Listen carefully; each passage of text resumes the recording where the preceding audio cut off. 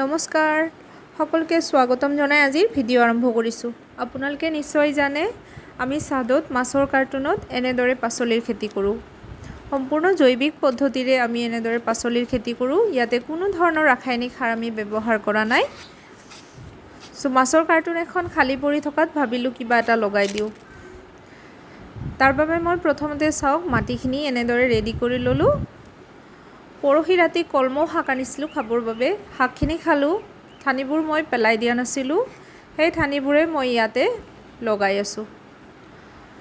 মোৰ লগত যিখিনি ঠানি আছিলে মই গোটেইখিনি ইয়াতে ধুনীয়াকৈ শাৰী পাতি পাতি লগাই দিম।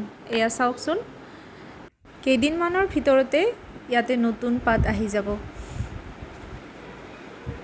এয়া চাওক, 15 দিনৰ পিছত মই আৰু এটা ভিডিঅ' লৈছোঁ। এয়া নতুন পাত ওলাইছে। আমি এতিয়া ইয়াৰ পৰাই কলমৌ শাক খাব পাৰিম। আপোনালোকেও ঘৰত এনেদৰে কৰি চাবচোন, খুবেই ভাল লাগিব। Thank U.